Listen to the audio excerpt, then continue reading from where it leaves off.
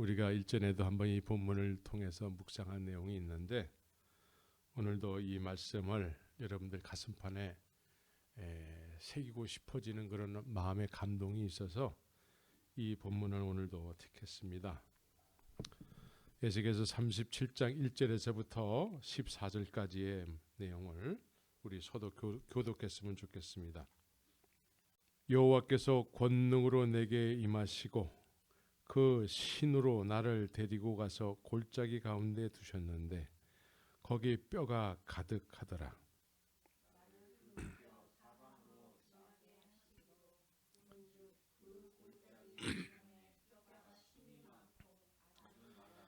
그가 내게 이르시되 인자야 이 뼈들이 능히 살겠느냐 하시기로 내가 대답하되 주 여호와여 주께서 아시나이다.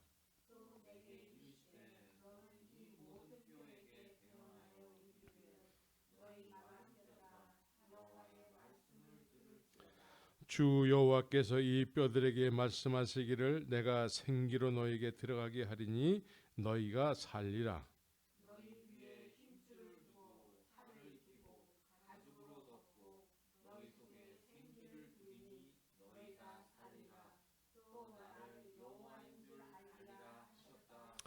이에 내가 명을 쫓아 대언하니 대언할 때에 소리가 나고 움직이더니 이 뼈 저 뼈가 들어맞아서 뼈들이 서로 연락하더라.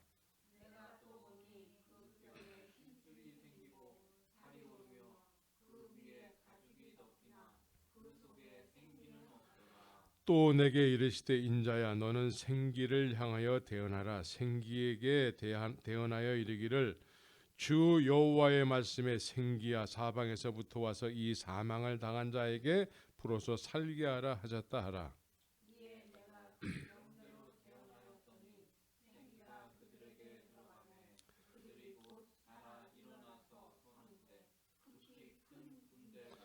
또 내게 이르시되 인자야 이 뼈들은 이스라엘 온 족속이라. 그들이 이르기를 우리의 뼈들이 말랐고 우리의 소망이 없어졌으니 우리는 다 멸절되었다 하느니라.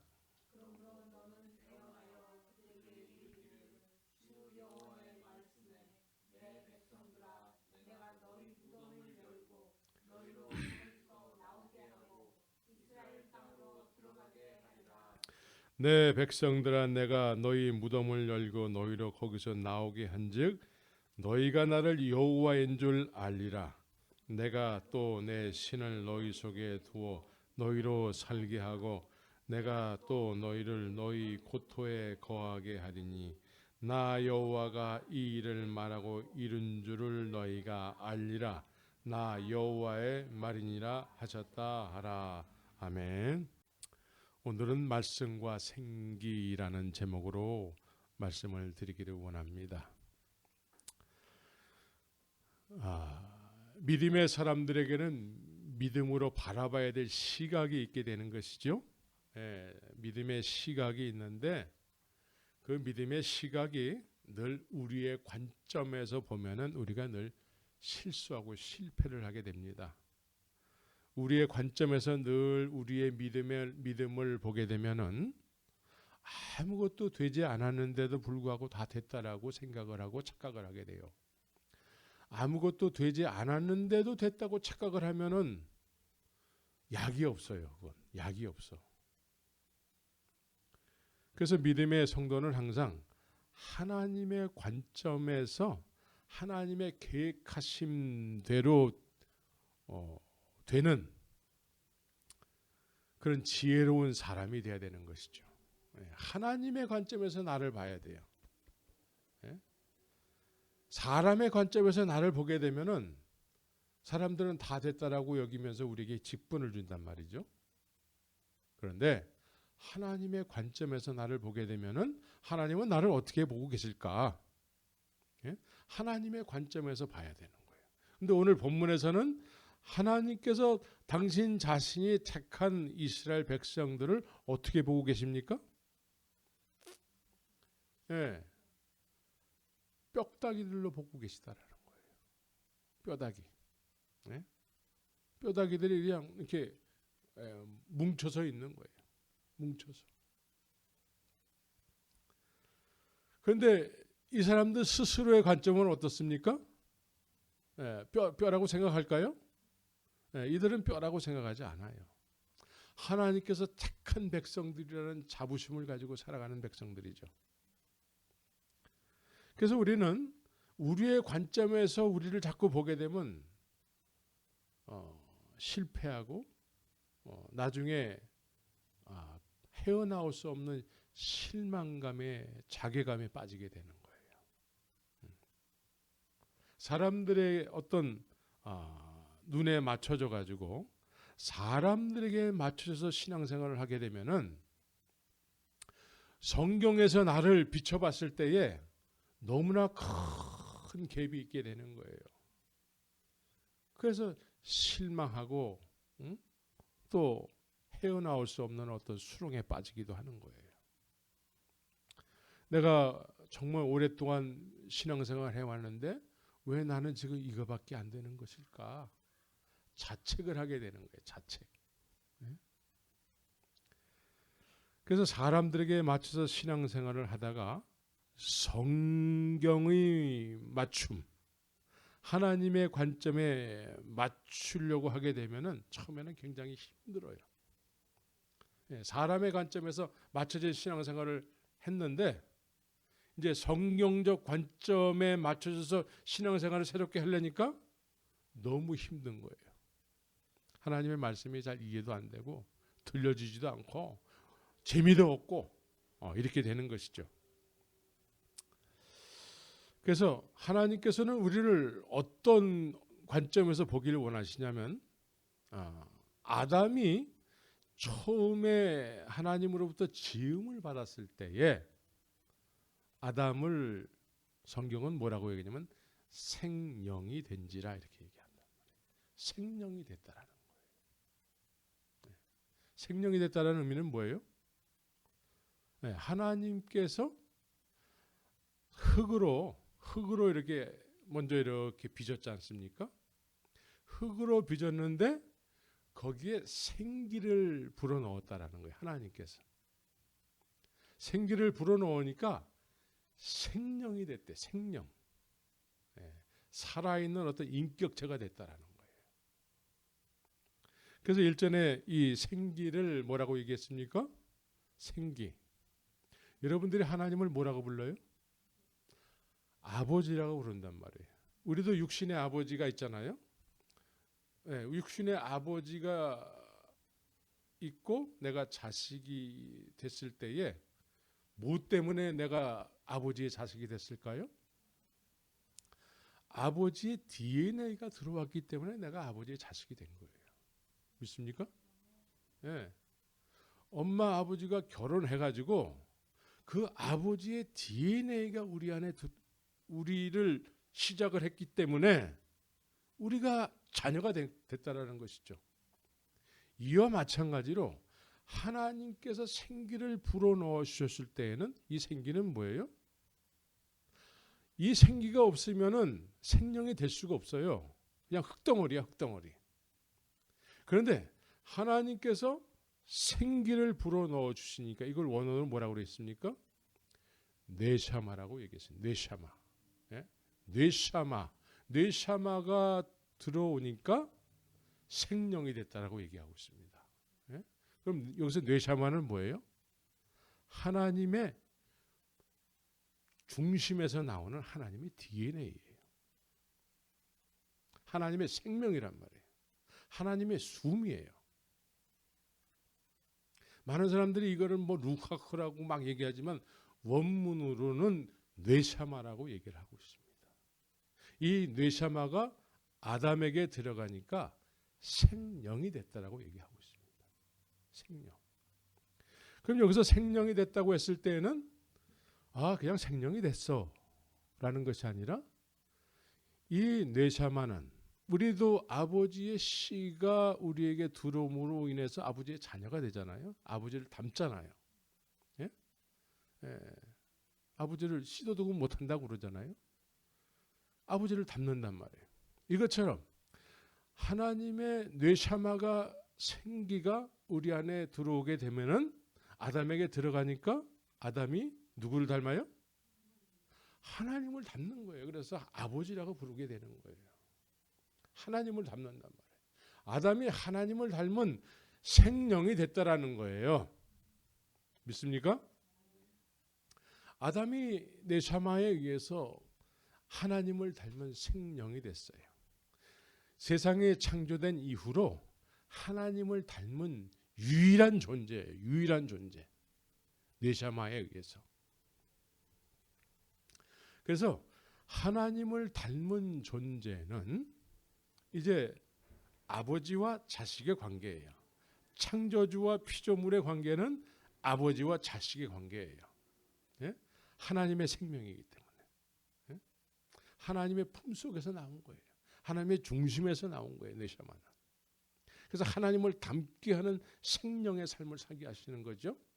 그래서 하나님을 누가 가르쳐 주지 않아도 알아요. 왜? 자식이기 때문에. 하나님께서 자식을, 아담을 그냥 만드시고 아주 특별 관리를 하시는 그런 자식의 삶을 살게 하시는 것이죠. 그래서 아담은 세상에 태어나면서 하나님을 누구한테 배운 것이 아니고 그냥 알아. 그냥 알아요. 나는 하나님께서 지으신 난 하나님의 피조물이야. 이걸 알아요. 믿습니까? 그래서 하나님과 사랑의 관계예요. 아버지와 자식의 관계는 사랑의 관계잖아요. 예? 아브라함과 이삭의 관계가 사랑의, 끊어질 수 없는 사랑의 관계인 것처럼 아담은 하나님과 사랑의 관계예요. 사랑의 대상. 예? 예, 믿습니까? 이해가 되죠? 그래서 하나님과의 그 대화의 상대예요. 관계의 상대, 끊어질 수 없는 사이, 이런 관계라는 거예요. 그러면서 하나님께서 아들인 아담에게 뭘 허락하십니까? 이 세상을 다스리고 지배할 수 있는 하나님께서 하셔야 되는 일을 자식에게 대신 하라고 유업으로 주신 거죠. 믿습니까? 그래서 하나님의 네샤마에 의해서 생기에 의해서 생명이 됐다라는 것은 하나님 사랑과 이 세상을 사랑하는 기능적 삶을 살게 하는 거예요. 기능적 삶이 살게 된 것이죠. 예? 그냥 자기가 이 세상을 살아가면서 해야 될 일이 뭐냐면 하나님 사랑과 이웃 사랑하는 거예요. 예? 아담이 하나님 사랑과 하나님께서 창조하신 이 세상 모든 것을 사랑하는 거예요. 그게 다스리고 지배하는 거예요.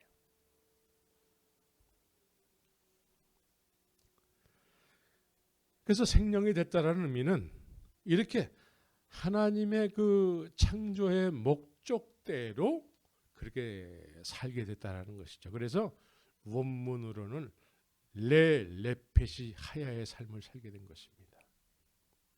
예, 요거를 잘 이해를 못해요, 사람들이. 보통 이제 르화흐에 의해서 네페시 하야가 됐다라고 얘기한단 말이에요. 그런데 타락하기 전에 아담의 인생은 레페시 하야예요. 그런데 짐승은 어떻습니까? 짐승은 하나님을 닮지 않게 존재하게 된 거예요. 예? 예, 네샤마가 없단 말이에요. 짐승은. 그래서 르하흐에 의해서 그냥 이 세상에 살아있는 존재가 되는 거예요. 살아있는 존재. 그런데 이제 사람들이 아담이 타락을 하게 되니까 이 뇌의 기능을 잃어버리게 되는 거예요. 그래서 짐승들과 똑같이 네페시 하야의 삶을 살게 되는 거예요. 예, 먹을 것과 입을 것, 잠잘 곳, 짐승들하고 똑같은 삶을 사는 거예요. 그래서 하나님과의 관계가 끊어지니까 레페시 하야에서 그냥 단순하게 짐승들과 똑같은 네페시 하야의 삶을 살게 되는 거예요. 이 세상을 지배하고 다스려야 되는데 거꾸로 돼가지고 이 세상의 지배를 받으면서 살게 되는 거예요. 그래서 하나님을 바라보지 못하고 하나님과의 관계가 끊어짐으로 인해서 이 세상에서의 그 기능적 삶도 상실해 버리는 거예요. 이 세상을 지배할 수 있는 능력, 다스릴 수 있는 능력이 없고 상실되어서 반대로 이제 이 세상의 지배를 받고 살아가는 거예요. 그래서 하나님을 믿는다고는 얘기하지만 육에 속한 믿음에 대해서 그냥 단순하게 하나님이 내 이 세상의 육신의 삶을 잘되게 해주신 하나님으로만 믿으려고 하는 거예요. 이게 육신에 속한 믿음의 사람들이에요. 넷펫이 하야의 삶을 살고 있는 사람들의 삶의 모습이에요. 하나님을 대상으로 해서 믿으려고 하지만 자기 육신의 소욕을 위해서 믿는 거예요. 이 세상에 교회도 많고 믿는다고 하는 사람들이 많은데도 불구하고 세상이 어두워지는 이유는 다 이 때문인 거예요. 넷펫이 하야에 하나님을 닮은 삶을 살아야 되는데 그렇게 살지 못하는 사람들이 하나님의 자녀라고 하면서 그렇게 신앙생활을 하고 있기 때문에 그렇습니다. 그래서 자기 마음대로 살고 싶어하는 속성에 의해서 우리는 우리의 인생에 주님께서 원하시는 열매가 맺히기보다는 자기가 많이 열린 인생을 살게 되는 거예요. 자기가 많이 열린단 말이에요. 자기가.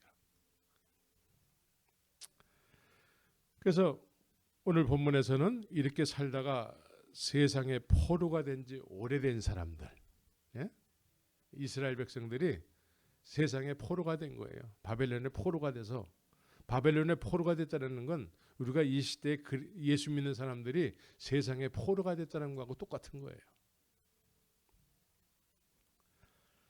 그래서 하나님께서 이제 에스겔에게 이 이스라엘 백성들의 그 모습을 보여주시는 거예요.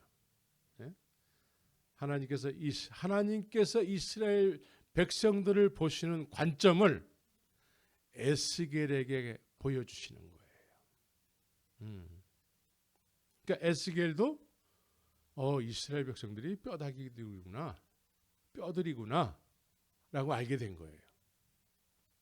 이렇게 가르침을 받기 전에는 에스겔조차도 이스라엘 백성들은 하나님의 택한 백성이라고 여겼을 거예요. 그러나 하나님께서 이 세상에 유일하게 에스겔에게 하나님의 마음을 공유한단 말이에요.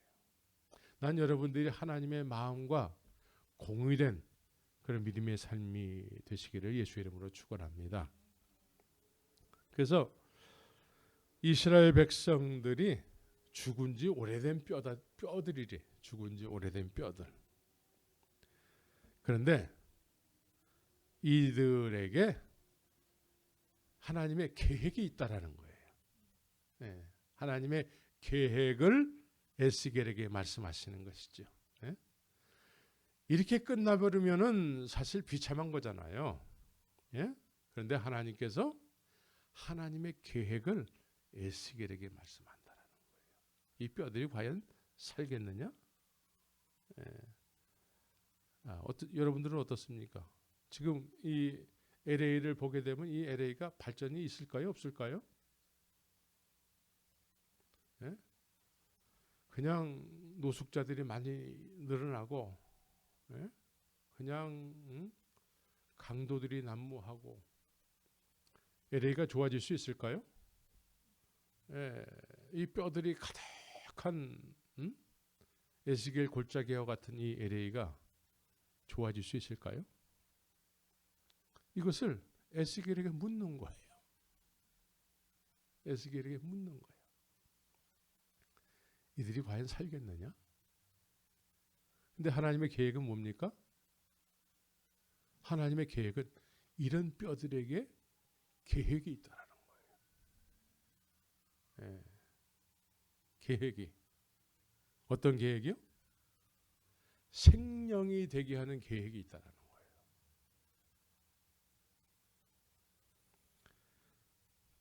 그래서 제일 첫 번째로 해야 될 일이 뭐냐면 먼저 저들에게 말씀을 선포하라는 거예요. 제일 먼저 말씀을 선포하래. 예? 그래서 4절에 보면 또 내게 이르시되 너는 이 모든 뼈에게 대언하여 이르기를 너희 마른 뼈들아 여호와의 말씀을 들을지어다. 예? 말씀을 대언하는 것이 첫 번째라고 말씀하고 있습니다. 예. 그러니까 우리 모두가 스스로는 믿음이 있다고 하지만 믿음이 없는 경우가 많이 있거든요. 어떤 목사님 사모님이 교통사고로 한국에서 교통사고로 이렇게 잠깐 죽었는데 그런 얘기가 많이 있잖아요. 뭐 지옥도 보고 뭐 천국도 보고 뭐 신빙성은 별로 이렇게 많지 않은 것 같은데 그래도 그 사모님이 이렇게 잠시 세상을 떠났는데 지옥을 보고 왔다라는 거예요. 지옥에 갔는데 거기에 자기 교회 교인이었던 권사님이 계시다는 거예요. 지옥에. 왜 저분이 왜 저기 있습니까? 라고 물어봤다라는 거예요. 그랬더니 그 천사가 대답하기를 저 사람이 교회는 다녔지만 예수는 안 믿었다라고 얘기하더라는 거예요. 근데 이 사모님이 이제 다시 돌아왔어요. 하나님의 은혜로. 가지고 그 목사님한테 첫 번째로 하는 말씀이 목회 똑바로 하세요 라고 했다라는 거예요.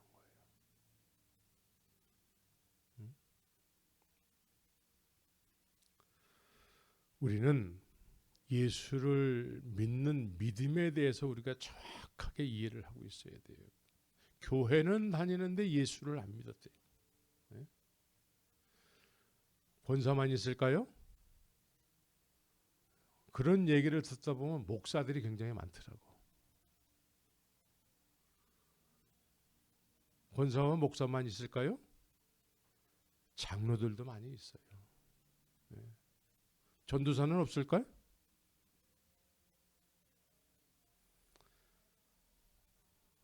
각종 직분들이 다 거기 모여 있어요. 우리 눈에는 보기 좋은 믿음의 사람들이었는데 하나님 보실 땐 뼈다귀였다라는 거예요. 그래서 그 사모님이 깨어나자마자 목회 똑바로 하세요. 교회 다니면서 예수 안 믿는 사람이 굉장히 많아요. 일전에도 말씀드렸지만 교회 다니는 것과 예수 믿는 것은 같은 의미가 아니에요. 교회 다니면서 예수를 믿어야 되는 거예요. 예수 안 믿으면서 교회 다니는 걸로 퉁치는 경우가 많은 거예요. 이제 우리는 이 정도는 기본기로 다 갖춰져 있죠. 예? 여러분들은 이 정도는 다. 예? 그래서 하나님의 말씀을 선포하는 것이 먼저라는 거예요. 우리는 하나님의 말씀에 대해서 너무 관심이 없는 경우가 많이 있는 것이죠. 그런데 여러분들이 다행히 이 교회에 와서 하나님의 말씀을 묵상하는 어떤 그런 기본적인 자세를 갖게 된 거에 대해서 정말 감사를 드립니다. 예? 네, 말씀을 묵상해야 돼. 예? 여호와의 말씀을 들을지어다. 그래서 하나님의 말씀을 전한다고 해서 다 같은 말씀은 아니에요. 여러분들이 앞으로 정말 중요하게 여기면서 기도해야 될 내용이 뭐냐면 오늘 본문처럼 에스겔 선지자와 같이 하나님과 교통하는 종을 만나게 해달라는 거예요. 이렇게 하나님께서 이 세상을 보시고 마음을 나눌 수 있는 종, 그런 종을 만나게 해달라는 것이 여러분들에게 첫 번째 기도 제목이 되어야 되는 것입니다.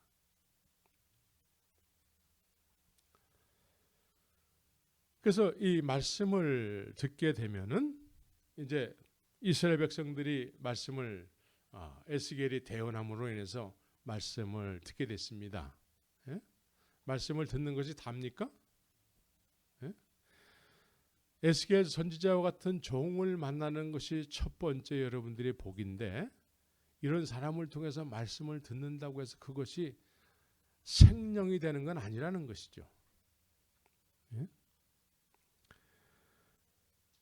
외형적인 어떤 모습은 갖춰지게 되는 거예요. 외형적으로. 그래서 외형적으로 모양이 갖춰졌을 때 두 번째로 하나님께서 허락하시는 것이 뭡니까? 그때에 하나님이 허락하시는 것이 생기라는 거예요. 생기. 그러면 이 말씀은 뭐라는 거예요? 말씀은 생기를 담을 수 있는 그릇이라는 거예요.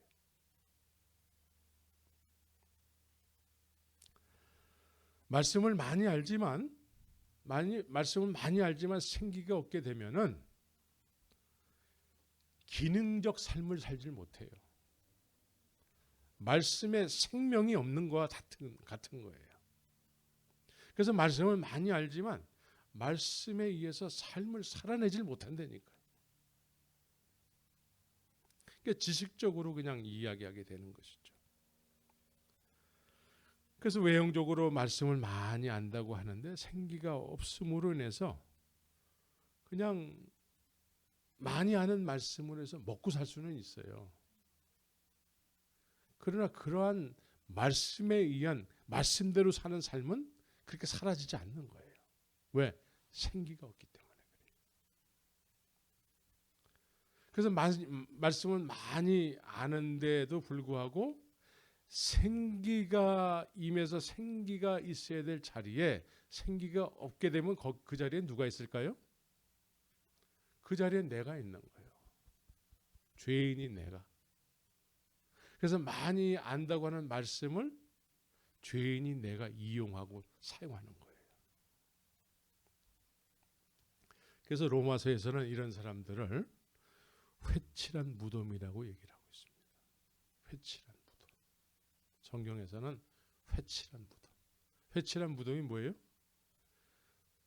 무덤가에 가면은 몽골에는 이제 무덤 이렇게 사람을 매장하고 나면은 그 위에다가 이렇게 세면으로 이렇게 싹 발라요. 그리고 하얗게 색을 이렇게 칠해요. 회칠을 하기도 하고. 그래서 겉으로 봤을 때는 아주 깨끗한 모습이 된단 말이죠. 우리 여기 로즈힐이나 이런 공동묘지에 가게 되면은 무덤이라고 생각이 안 된단 말이에요.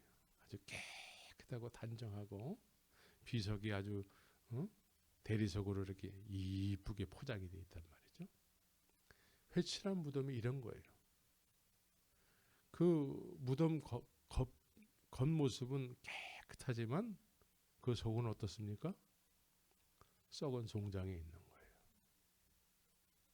이것처럼 하나님의 말씀을 많이 알지만 그 생기가 없게 되면, 생기가 있어야 될 자리에 생기가 없게 되면은 거기는 죄인의 속성을 가지고 있는 그 마음에 쌓인 것에 의해서 그 안다고 하는 말씀을 사용하면서 살게 되는 것이죠. 그래서 그런 얘기가 인터넷에 많이 나오게 되는 것이죠. 예? 대표적인 예로 그것이 알고 싶다. 내지는 PD수첩. 그런 얘기들이 이제 많이 이 시대에, 인터넷이 없을 때에는 그런 얘기가 그 시대에도 많이 있었는데 인터넷이 발달이 안 됐기 때문에 그냥 몇몇 사람이 알다가 쉬쉬하다가 그냥 위야무야 돼버린 것이죠. 그러나 이 시대에는 그거를 감출 수가 없어요.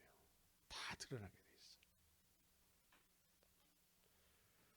그래서 말씀을 듣게 되는 것은 외형적인 모습을 갖추는 것이지만 생기가 있고 없고에 따라서 그 말씀대로 사라지느냐 못 사라지느냐의 문제예요. 그래서 이 말씀 안에 말씀의 주인이 되시는 생명이 임하게 되면은 그 말씀대로 살게 되는 것이죠. 그래서 요한복음 17장 6절에서 보면은 뭐라고 말씀하시냐면은 요한복음 17장에 보면은 이런 말씀이 있습니다. 세상 중에 내게 주신 사람들에게 내가 아버지의 이름을 나타내었나이다. 저희는 아버지의 것이었는데 내게 주셨으며 저희는 아버지의 말씀을 지키었나이다. 이렇게 말씀하세요. 아버지의 말씀을 지켰대요. 예? 아버지의 말씀을 지킬 수 있는 것은 그 생기에 의해서 지켜지는 거예요. 생기가 있어야 될 자리에 생기가 없고 한 번도 용서 받지 못한 그 죄인이 그 자리에 있잖아요. 그러면 이 말씀 가지고 먹고 살기는 하죠. 많이 안다고 하는 것을. 그러나 말씀을 지켜내는 삶을 살지는 못하는 거예요. 그래서 여러분들이 이 말씀을 지키는 그런 삶을 살아야 되는 것이죠. 그것은 생기를 소유했느냐 소유하지 못했느냐의 문제예요. 예? 여러분들이 그래서 생기가 여러분들에게 임해야 되는 것입니다. 그래서 생기를 또 여러분들에게 허락할 수 있는 그런 사람들이 되길 바랍니다. 예? 그래서 사도행전에 보면은 고넬료라는 가족이 있었죠. 고넬료는 하나님 앞에 인정받는 기도의 사람들이었어요. 근데 하나님께서 고넬료에게 은혜를 베풀고 싶은데 하나님께서 직접 베푸지 않으시고 어떻게 하셨습니까? 성령의 사람을 부르게 했어요. 누구를 불렀어요? 베드로를 불렀어요. 피장의 집에 있는 베드로를 불렀어요. 성령의 사람을 통해서 하나님께서 이들에게 생기를 허락하시길 원하시는 거예요. 그래서 여러분들이 이 생기를 허락할 수 있는 사람을 만나야 돼요. 믿습니까? 그래서 여러분들이 기도에 힘써야 돼요. 기도해야 돼요. 그래서 이렇게 하나님의 말씀을 지키면서 하나님의 인정받는 믿음의 사람들, 이런 사람들은 타락하기 전에 아담이 하나님의 창조의 목적대로 기능적 삶을 살았던 것처럼 이제 이 기능이 회복이 되는 거예요. 기능이 회복이 돼서 하나님과의 교제의 대상이 되는 것이죠. 예? 그래서 하나님과 화평하는 관계를 누리게 되는 거예요. 예? 하나님과 화평을 누려야 돼요. 예? 예. 이게 생기가 우리에게 소유한 바 되지 않잖아요. 그러면 아버지가 무서워서 나가질 못해요. 예? 저는 이제 어렸을 때 아버지가 돌아가셔서 그런 거를 잘 모르지만 어떤 애들 말 들으면은 아버지가 이제 뭘 사오라고 시켰는데 중간에 가다가 그걸 뭘 사 먹어버렸어요. 그래가지고 그걸 사가지고 가야 되는데 살 돈이 없는 것이죠. 그래서 아버지가 무서워서 집에 못 들어가. 예? 예. 그런 경험이 여러분들은 별로 없을지 모르겠습니다. 우리 어렸을 때 그런 경험을 가지고 있는 애들이 많았어요.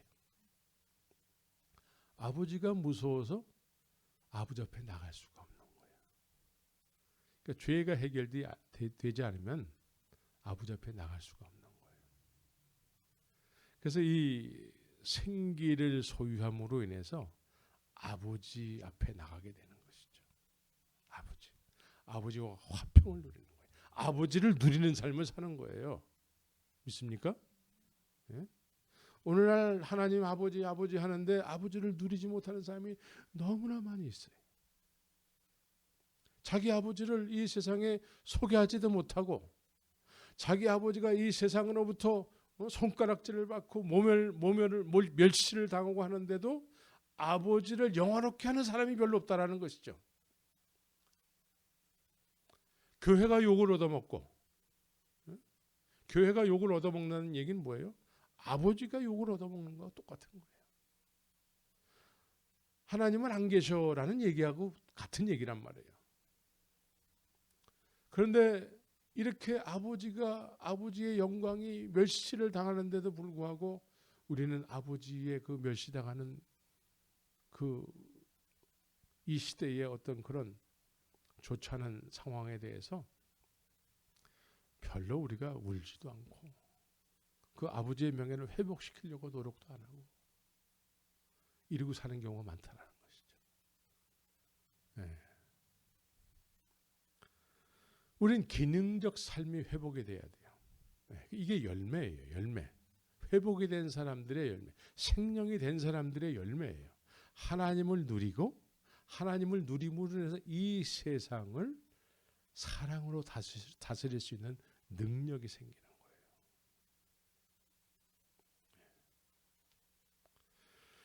그러나 말씀에 별로 관심이 없이 이렇게 살다 보면은 하나님께서 우리에게 생기를 허락해 주시고 싶어도 우리가 생기를 소유할 수가 없어요. 말씀을 소홀히 여기면. 또 두 번째로는 말씀을 소홀히 여기는 건 소홀히 여기는 건데 또 자꾸 이렇게 신비한 것만 자꾸 쫓는 경우가 있어요. 이 사람들은 그것을 생기라고 여기면서 그런 걸 자꾸 쫓는단 말이에요. 응? 그러면 생기라고 자꾸 쫓는데 말씀을 자꾸 이렇게 가볍게 여기고 그렇게 여기니까 그 생기라고 여기는 것을 소유할 수가 없는 거예요. 소유할 수가 없어. 왜? 말씀의 그릇이 없기 때문에. 말씀의 그릇이 없기 때문에 그 느껴졌던 생기를 소유할 수가 없는 거예요. 그래서 늘 때가 오래됐는데도 불구하고 너희가 마땅히 선생이 될 때가 됐는데도 불구하고 다시 하나님의 말씀의 초보가 무엇인지 누구에게 가르침을 받아야 되고 젖이나 먹고 단단한 식물을 못 먹을 자가 되었도다. 늘 그리스도의 초보가 뭔지를 늘 누구한테 배워야 되는 그 다람쥐 쳇바퀴 돌듯이 그런 수준에 늘 머물러 있다는 것이죠. 왜? 말씀의 그릇이었기 때문에. 말씀을 소홀히 여기기 때문에.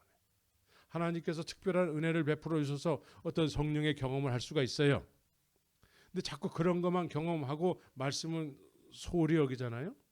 그럼 그런 경험이 계속 있는 게 아니에요.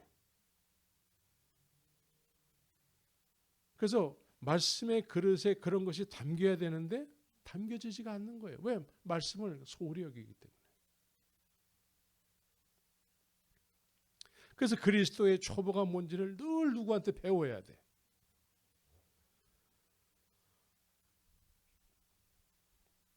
말씀과 함께 생기가 임해야 되는 것입니다. 생기를 소유해야 돼. 생기. 예?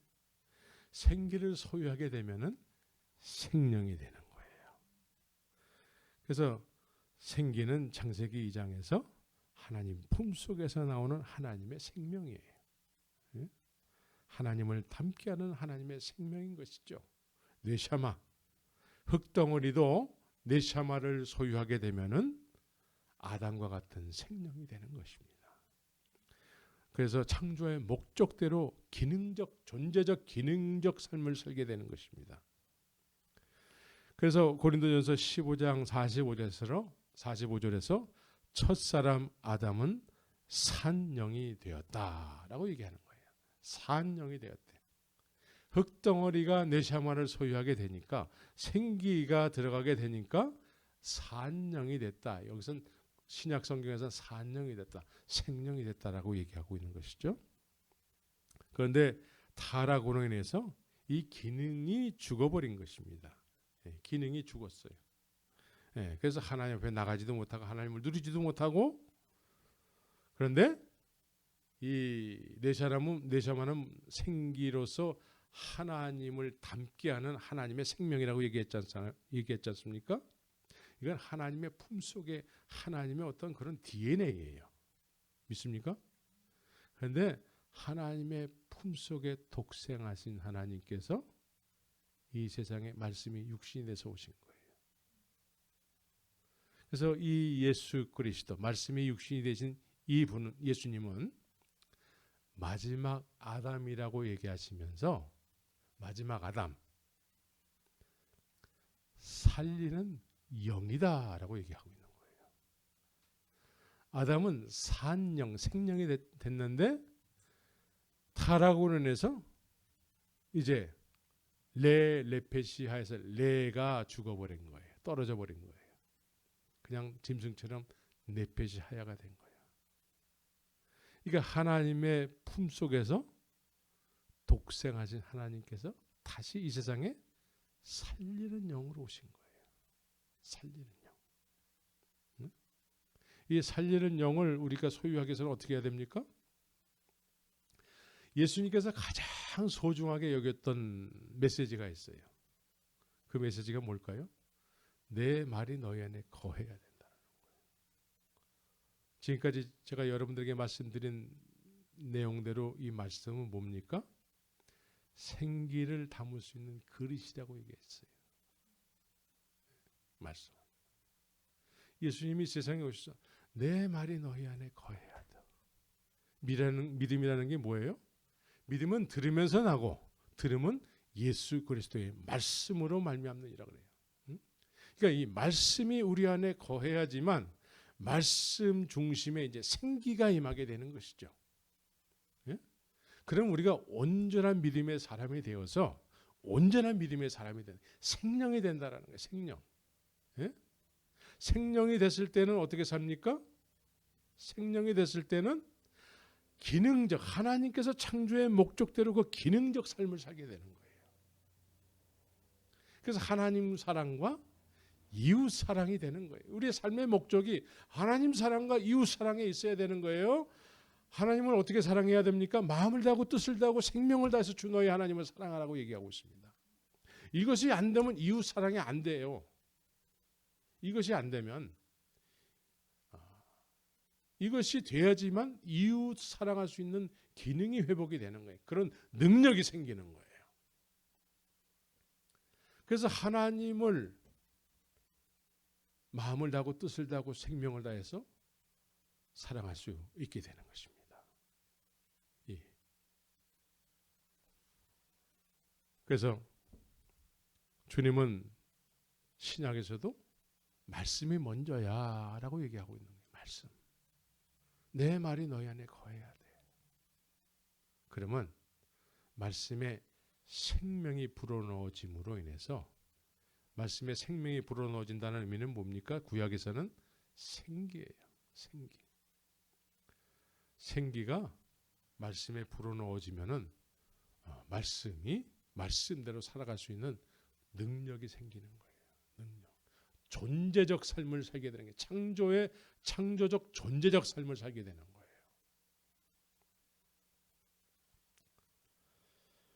그러나 말씀만 하면서 생기가 없잖아요. 그러면 오늘 본문에서는 힘줄을 두고 살을 입히고 가죽이 덮이고 이렇게 어떤 겉모습은 되지만 생기가 없으면 여전히 사망한 존재예요. 여전히 사망한 존재예요. 그래서 하나님의 품속에 독생하신 하나님께서 이 세상에 오셔서 이제 살리는 영이 되신 것이죠. 살리는 영, 살리는 영이신 예수 그리스도께서 제일 먼저 동일하게 말씀을 받는 것이 중요해. 말씀, 내 말이 너희 안에 거해야 돼. 말씀을 묵상해라. 복 있는 사람은 악인의 꾀를 쫓지 아니하고 여호와의 율법을 즐거워하여 주야로 묵상하는 자로다. 말씀을 묵상하라는 것이죠. 말씀을 묵상함을 통해서 그 묵상된 말씀에 생기가 임하면 말씀에 놀라운 능력이 나오고 그 말씀의 능력을 경험하면서 말씀을 지키는 삶을 살게 되는 것이죠. 그래서 존재적 삶을 사는 거예요. 여러분들에게 존재적 삶은 뭡니까? 여러분들의 존재적 삶은 주 너희 하나님을 마음을 다하고 뜻을 다하고 생명을 다해서 사랑하는 거예요. 그게 여러분들의 존재적 삶이에요. 믿습니까? 네, 여태까지 그렇지 않았죠? 여태까지 그렇게 살았어요? 이게 생명이 된 사람들의 삶의 모습이에요. 생명이 된 사람들의 삶의 모습. 여러분들이 난 다 그렇게 사라지기를, 우리의 능력으로는 그렇게 살아야 된다는 건 알아요. 그렇게 살아야 된다는 건 아는데, 그래서 보통적인 보편적 메시지는 그렇게 사십시오 메시지를 늘 그렇게 얘기한단 말이에요. 그렇게 사세요. 그렇게 살아야 됩니다. 이거 다 알아요. 문제는 뭐예요? 그렇게 안 사라진다는 데 문제예요. 왜 안 사라질까요? 생기가 소유한 바 되지 못했기 때문에 그래요. 그래서 말씀과 생기. 그래서 생기는 뭐예요? 그러면 생기. 오늘 생기라는 단어를 굉장히 많이 썼잖아요. 성경에서 생기라는 말을 구약에서 사용했는데, 그럼 생기는 뭐예요? 생기는 신약에서는 뭐예요? 성령이에요. 살리는 영이에요. 살리는 영. 죽었던 존재에게 살리는 영이 들어간단 말이에요. 그러면 죽었던 존재가 말씀을 먼저 많이 소유해서 그 말씀의 그릇에 살리는 영을 소유하는 거란 말이에요. 믿습니까? 그럼 여기 살리는 영은 뭐예요? 성령이요 예수 그리스도의 영이에요. 그리스도의 영. 그래서 로마서에서는 그리스도의 영이 없으면 그리스도인이 아니다. 여기서 그리스도인이 아니라는 의미는 그리스도의 삶을 살아낼 수가 없다라는 얘기예요. 그리스도인의 삶을 살게 하는 것은 그리스도의 영에 의해서 살게 된다는 거예요. 곧 구약으로 말하면 생기를 소유함으로 인해서 존재적 삶, 창조적 삶, 창조의 목적대로 살아가는 삶, 하나님 사랑과 이웃 사랑을 그냥 그렇게 실천하는 것보다도 내가 실천해야지라는 의미가 아니라 그냥 그렇게 살고 싶어지는 거예요. 그렇게 살아야 되는데 그렇게 살지 못해서 우리는 늘 길티 필링을 가지고 살아가잖아요. 그런데 이제 그러한 삶을 살아야 되는 데가 아니고 그러한 삶을 살고 싶어져서 사는 거예요. 믿습니까? 난 여러분들이 그러한 삶이 살고 싶어져서, 그래서 그러한 삶이 살고 싶어져서 또 기도하는 사람, 그러한 삶을 살고는 싶은데 기도는 안 해. 그러면 늘 길티 필링에 늘 눌려 있는 거예요. 그러한 삶을 사는 것은 오랫동안 들어서 아는데 그렇게 살고자 하는 기도는 없는 거예요. 그럼 그렇게 사라지지가 않는 거야. 그래서 그러한 삶을 살고 싶어져서 기도하면서 늘 성령의 인도하심 속에서 내 배에서 생수의 강이 넘쳐 물이 흘러가듯이 그렇게 하나님의 생명이 흘러가는 거예요. 이게 생명이 된 사람들의 모습이야.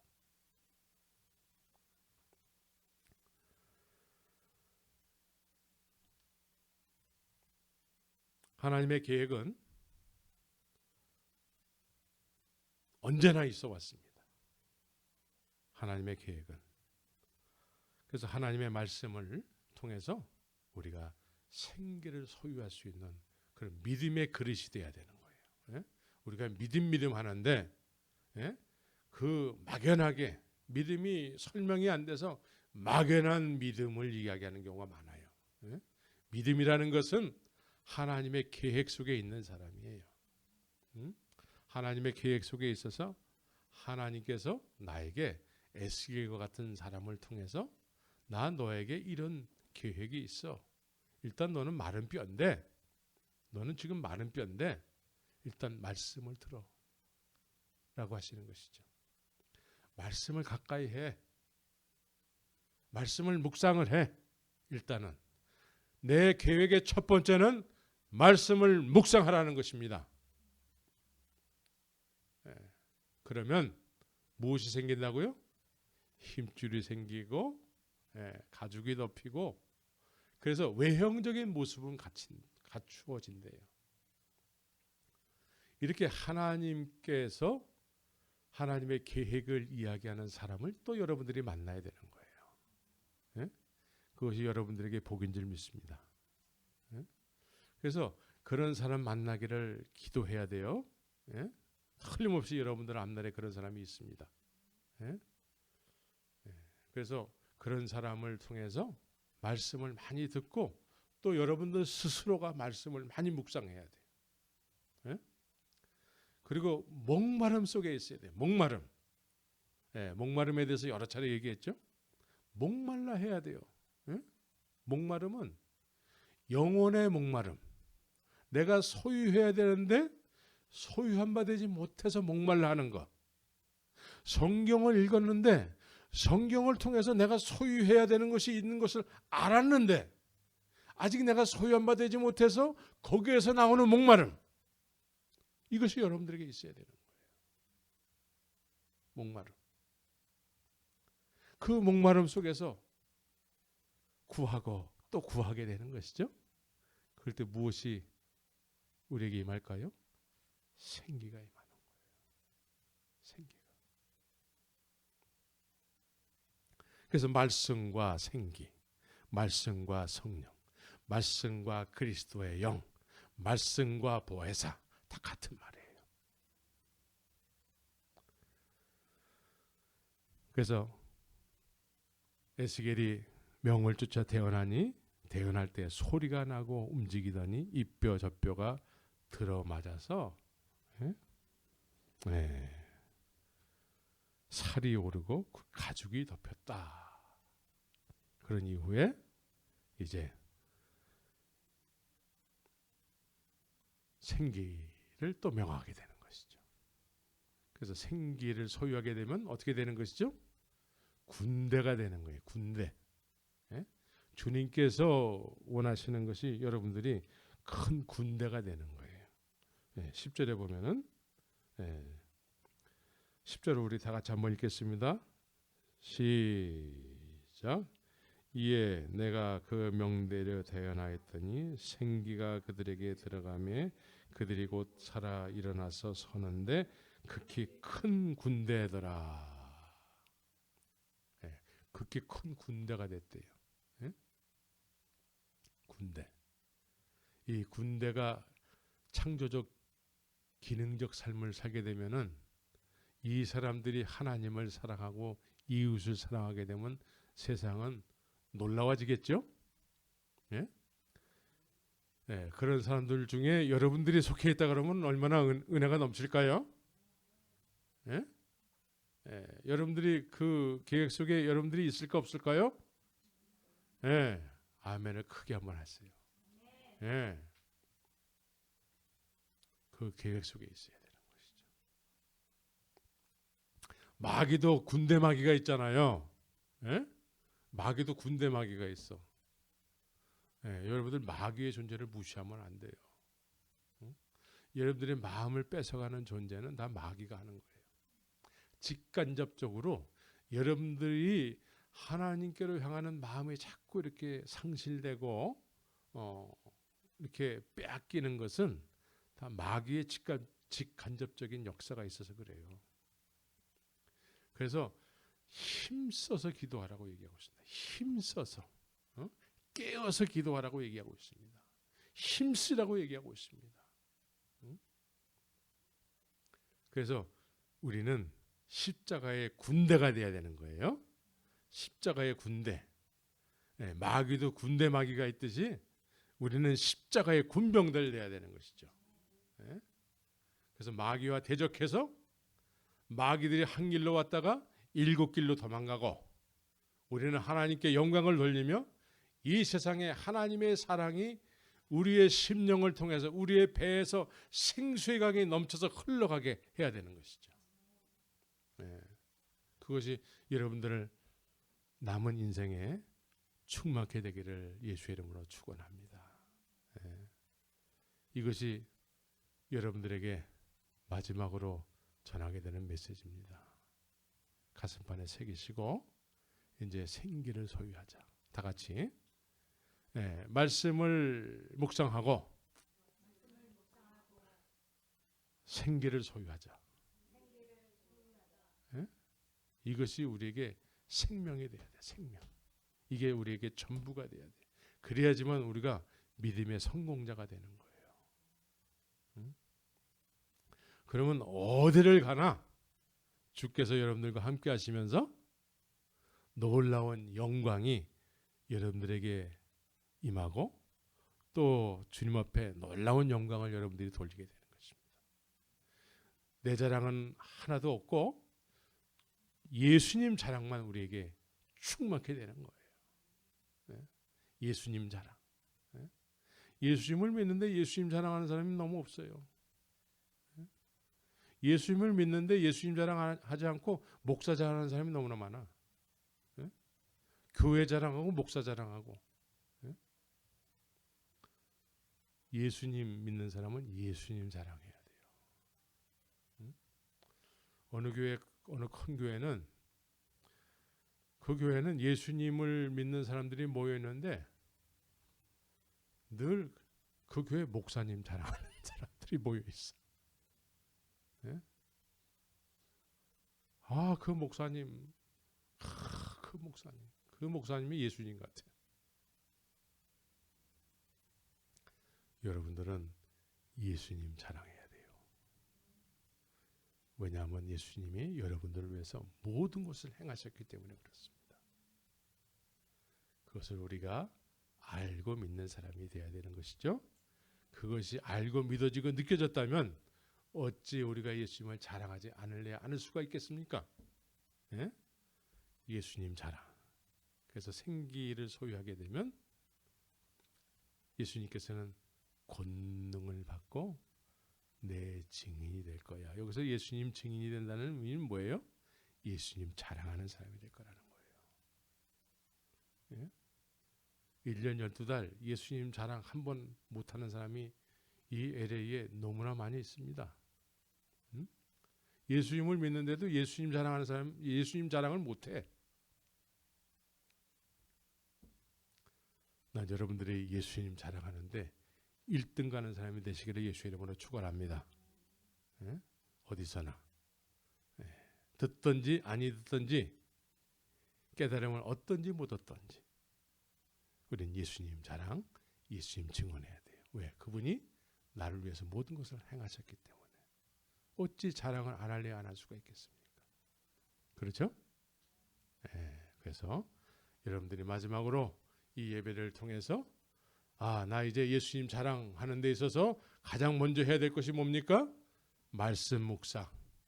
말씀을 묵상하고 또 주님과 내통하는 종을 만나는 거예요. 주님과 하나님과 내통하는 사람, 그런 종을 만나는 거예요.